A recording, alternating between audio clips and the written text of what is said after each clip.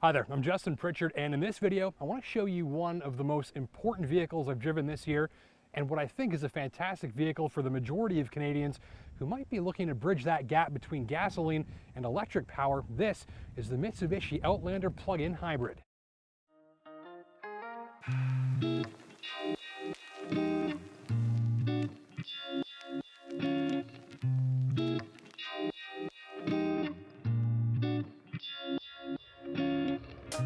The plug-in hybrid, or PHEV, variant of the Mitsubishi Outlander crossover is probably the most important vehicle I've driven this year.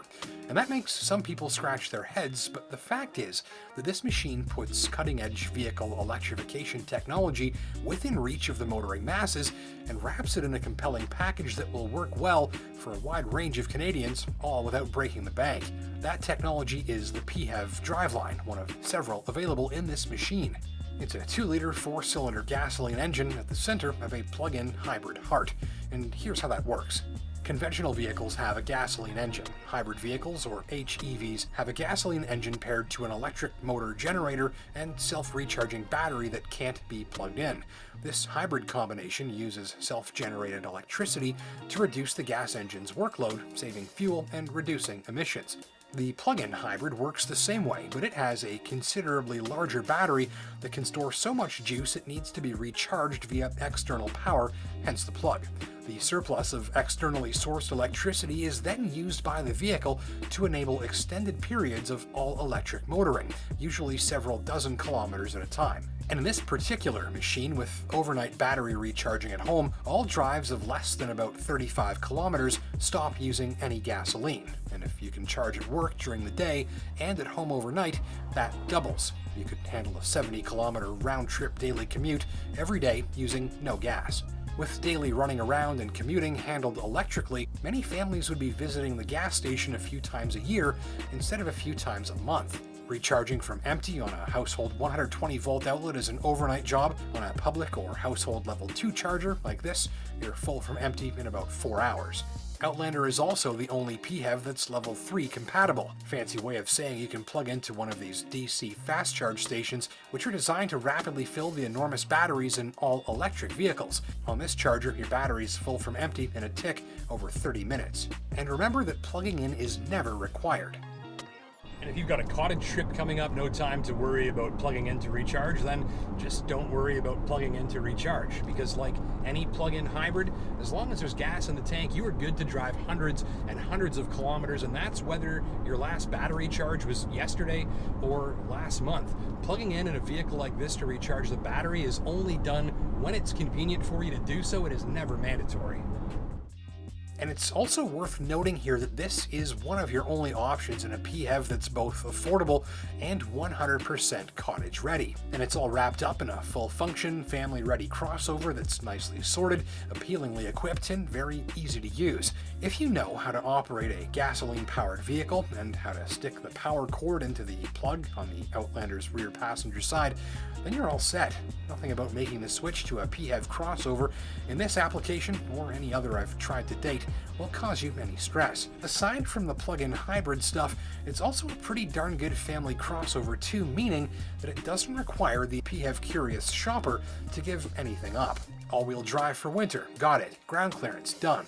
Proper cargo hold that's cottage, canine, and Costco ready, affirmative. Heck, this might be the most Canada-ready PHEV yet, and it is Canada's best-selling. Presently, Outlander is the only affordable PHEV crossover available, not to mention the only affordable all-wheel drive equipped hybrid going. A driver-selectable lock mode can be engaged for preemptive traction enhancement ahead of driving through deep snow or mud, but in all other situations, the system just does its job invisibly in the background and requires absolutely none of your attention. Ground clearance isn't massive, but does result in added likelihood of scrape-free passes over even moderate obstacles in an off-road setting, or giant slush boulders strewn onto the highway in the winter. I noted no cargo-related issues either. Opening the powered tailgate reveals a space that's flat, wide, tall, and mostly square to the edges, meaning it makes better use of the room available. Seat backs fold fully flat, adding further flexibility. There's even a household power outlet back here, and I can confirm that it will run an espresso coffee machine. In my custody, this tester aptly handled a 600-kilometer round-trip drive to the cottage, even full to bursting with 4 adult passengers, camping gear, and my espresso machine. Comments related to rear seat legroom, noise levels, and ride quality were frequent and positive. Test driving shoppers who commonly find the ride in similar crossovers to be too stiff or sporty will appreciate this setup. In most of its work, Outlander PHEV suspension turns in a ride that's soft and gentle, undulating smoothly and repeatedly in response to uneven surfaces.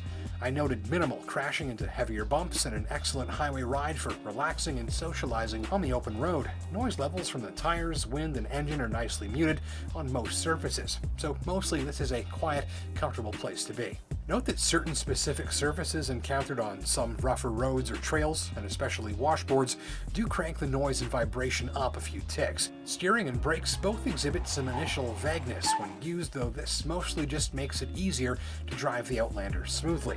Power output is adequate when called upon for full throttle passing or merging, but this powertrain does its best work when driven gently, preferably in the ghostly quiet all-electric mode. Sportier drivers needn't apply, but those who mostly want to sit back, unwind, and relax will find the Outlander PHEV a worthy long-haul travel companion. Just note that the fuel tank is smaller than some shoppers will like, and a full day's highway drive will likely require a stop partway through to gas up. If you like blasting music, you'll probably like the Rockford Fosgate stereo. By the way, my Spotify playing through Android Auto sounded punchy and bright. The cabin has a few strengths and a few weaknesses. On the plus side, it is tastefully trimmed and styled, conveys an upscale look from a glance, and includes no shortage of instrumentation and interfaces to help make drivers part of the PHEV experience. Controls that alter the operation of the system and visually convey its current operational status are easy to use and easy to read. I noted no issues with entry or exit or space at any front seat. By and large, everything is where it should be, easy to find and easy to work with.